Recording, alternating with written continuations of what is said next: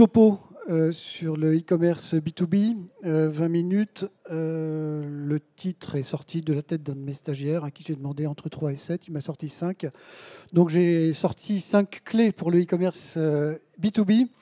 L'idée étant de balayer rapidement, je dirais, ce que on voit, nous, Soledis, sur ce marché du e-commerce B2B.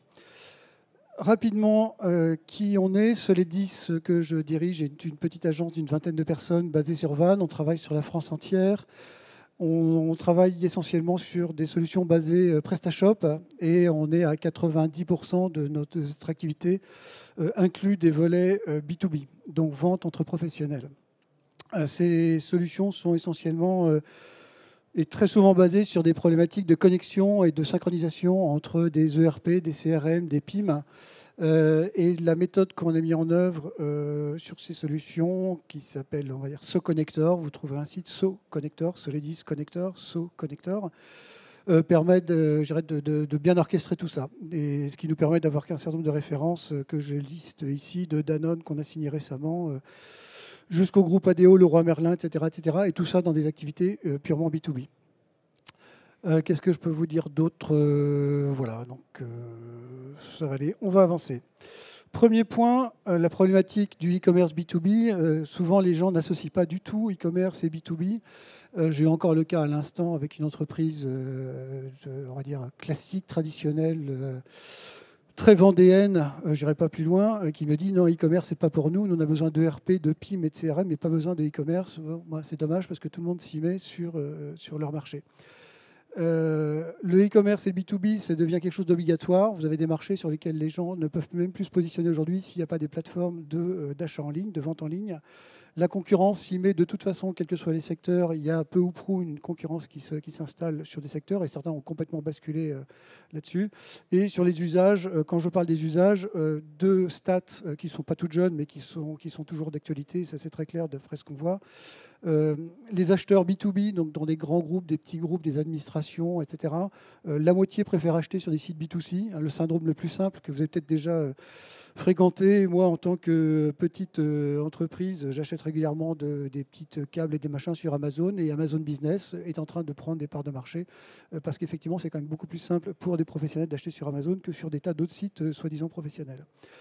C'est un cas typique. Et également, un point important, c'est que l'une des clés des professionnels sur la partie e-commerce B2B, c'est le service d'abord. Et on n'est plus du tout sur le marché, comme sur le marché B2C, pardon, sur une guerre des prix. On est vraiment sur une guerre des services. Avec tout un tas de métriques que je ne vais pas détailler. Je surveille mon temps en avant. Donc, 5 clés. La première des clés, elle est un peu banale et un petit peu générale, mais ça reste l'aspect métier. Il est évident que, comme je vous disais, on se base sur une guerre de services. Il est impératif que le métier soit traduit à travers la plateforme de e-commerce. Ce métier, j'ai mis quelques éléments là-dessus, ça couvre plein de trucs. Globalement, c'est pourquoi est-ce que quelqu'un vient acheter chez moi et pas chez un autre. Donc, évidemment, quand on parle de prix, c'est facile, il suffit d'aligner son tarif. Quand on parle de service, c'est un peu plus compliqué. Ça va tout bêtement de la déclinaison graphique. Là, on est sur des discussions, par exemple, avec des gens où on s'aperçoit que la valeur graphique est extrêmement dure, extrêmement agressive. Là où, au contraire, à un moment donné, il faut un petit peu de rondeur parce que derrière, il y a énormément de services. Donc, il y a plein de choses qui doivent être mises en œuvre et d'avoir cette vision métier de pourquoi est-ce que je viens travailler avec ce fournisseur plutôt qu'un autre sur tout un tas d'éléments, sans oublier que derrière, l'acte d'achat doit rester de toute façon quasiment ludique. Il doit être extrêmement facile d'acheter sur une plateforme e-commerce B2B sans avoir toutes les lourdeurs de ce qui a pu exister à un moment donné sur tous les systèmes dérivés des ERP avec tout un tas d'écrans type SAP extrêmement lourds. Il faut 15 écrans pour arriver au tunnel d'achat. Le but, c'est de faire aussi simple, aussi rapide que du Amazon, mais avec toutes les problématiques B2B. Et tout ça sans oublier cette problématique métier. Qu'est-ce qui fait que je suis différent des autres et qu'est-ce qui fait que j'ai une valeur ajoutée pour les autres? Première clé. Deuxième clé, alors je l'ai mis là, elle n'est pas franchement typée B2B. Mais c'est vrai que pour nous, 2020, elle va être une grosse année sur ce créneau-là. Alors j'ai laissé un peu de suspense parce que 2020 pour moi, ça va être surtout l'année du retour de Flight Simulator. Pour les quinquas de mon âge, ça va être un grand élément d'avancement sur cette année. Mais pour nous, ça va être surtout l'arrivée des tableaux de bord, de vrais tableaux de bord typés Google, avec Google Data Studio. Pourquoi? Parce que tout simplement, Solidis, en tant qu'agence de développement des modules et des tas de trucs qu'on vient de mettre en ligne. On a développé un connecteur entre PrestaShop et Google Data Studio. Google Data Studio, c'est quoi? C'est le visualisateur de données de Google. Donc on connaît tous Google Analytics, qui permet de savoir tout ce qui se passe sur son site. Google AdWords, qui permet de faire des campagnes de pub, etc. Donc il y a des tas d'autres connexions également possibles. Mais aujourd'hui, on peut également remonter de PrestaShop toutes ces données d'information et de tenue de tableau de bord. On peut également remonter, donc là c'est plus en mode projet, des éléments de CRM, des éléments de RP. Et le but du jeu, c'est vraiment d'avoir de la data visualisation facile à partager, facile à mettre en œuvre et qui soit vraiment paramétrable et facile à utiliser au quotidien. Je vous montre quelques écrans qu'on commence à mettre en place pour des boîtes et des grands groupes de distribution qui veulent avoir des niveaux de rentabilité par filiale, par entité, par magasin, par branche, etc.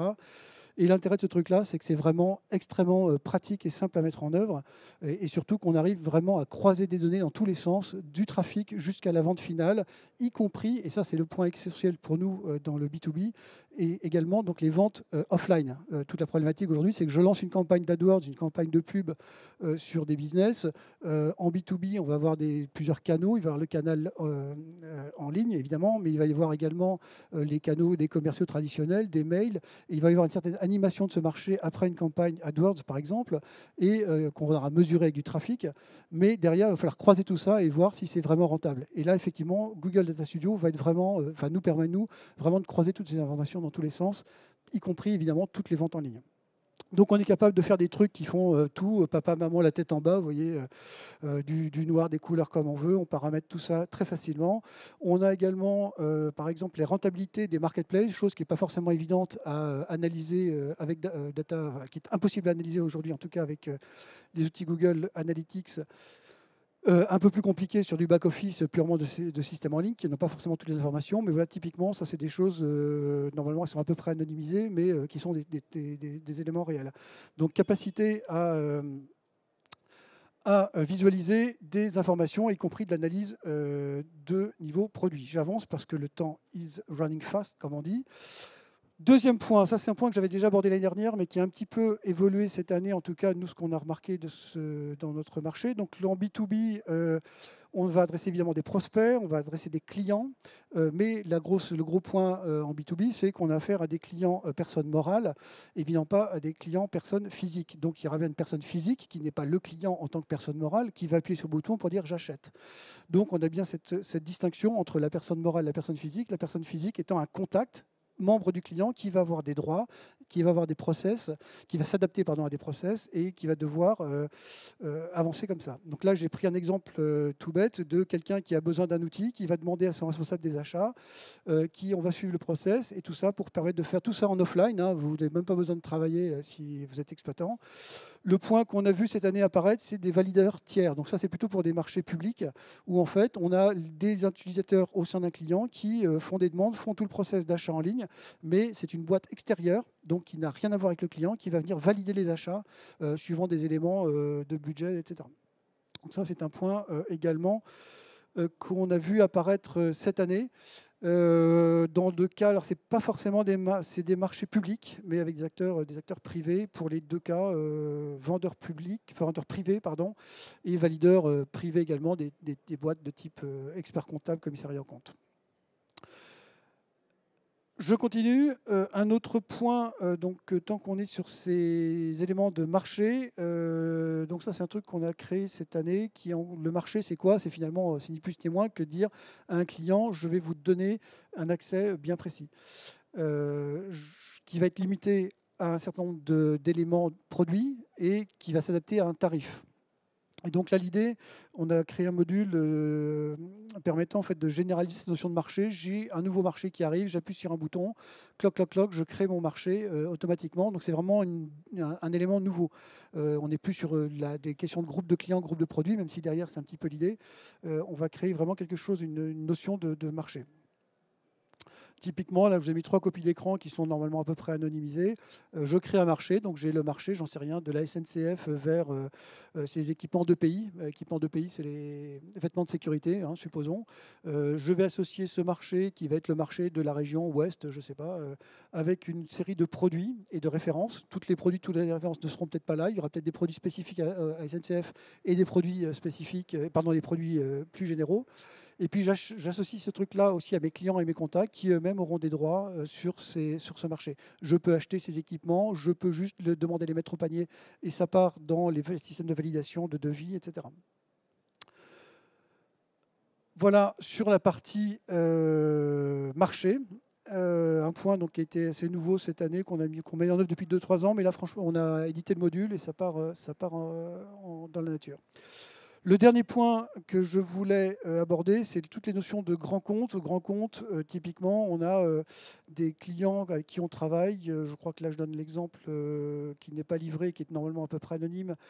Mais ça doit être une grosse boîte de distribution de quincaillerie qui doit faire quelques 500-600 millions d'euros de chiffre d'affaires, qui distribue ses produits, même chose, sur des marchés de type Safran, Thales, Airbus, etc. Et donc, en fait, l'idée dans ce truc-là, c'est que Safran, Thales, certes, ce sont des marchés, mais avec énormément de contraintes. Là, les gens imposent que, typiquement, la boutique puisse être hostée dans leur propre serveur. Donc, on a une espèce de boutique déportée qui va être toujours dans le système de portail de vente en ligne B2B, mais une sous-boutique déportée. Là, je ne l'ai pas mise, mais on a typiquement Safran, on a dû faire ça. Donc, boutique déportée avec toute son infrastructure propre, de façon à pouvoir accéder à des produits bien spécifiques, etc. Donc là, très concrètement, il y a plein de solutions, il y a plein de trucs à mettre en œuvre. Il faut être prudent parce que ça peut rapidement partir dans les tours en termes de coûts, en termes de gestion, en termes de logistique, en termes de flux, que ce soit pour des problématiques de dimensionnement technique, de nombre de produits, etc. Sans parler des problématiques de sécurité que les grands groupes imposent à tire-larigot. Et là-dessus, je dirais le e-commerce n'est encore pas toujours prêt à recevoir ce type de contraintes.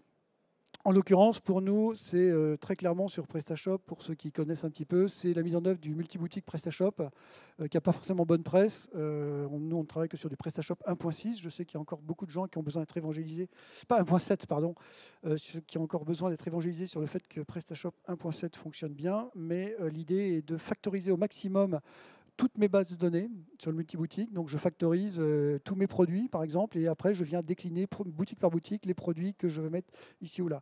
Dans certains cas, on peut complètement décorréler les boutiques de la boutique centrale, mais l'idée est quand même de rester au maximum sur la gestion centralisée. Voilà, je voulais tenir, j'aurais pu tenir un peu plus longtemps, mais faire simple. Donc l'idée, n'oubliez pas l'aspect métier. Pourquoi les gens viennent chez vous et pas ailleurs, sachant que le moteur du B2B est essentiellement un moteur de service et de qualité, bien plus que de prix. Donc c'est plus compliqué de se positionner là-dessus. Cette histoire de tableau de bord, parce que là, franchement, enfin, en ce qui nous concerne en tout cas, la mise en œuvre de Data Studio dans des environnements B2B, encore une fois, dans des environnements B2B, permet vraiment de tenir la route et tenir le cap et d'avoir des feedbacks et de pouvoir rapidement s'adapter. L'orientation client, c'est ça, tout le processus d'achat qui se complexifie et sur lequel les gens basculent de plus en plus sur des modes e-commerce. Toute la problématique également des marchés, et puis voilà, et l'aspect des grands comptes, travailler dans tous les sens, les boutiques, mais aujourd'hui, tout à peu près disponible assez facilement sur les plateformes open source. Merci à tous.